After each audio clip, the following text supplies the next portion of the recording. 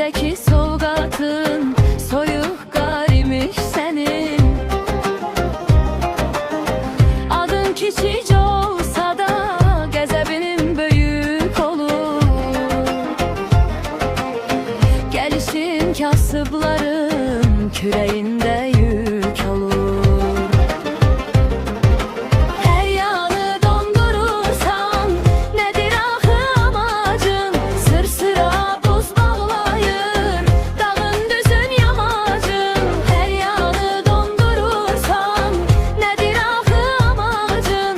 Sırsıra buz bağlayır dağın düzün yamacın.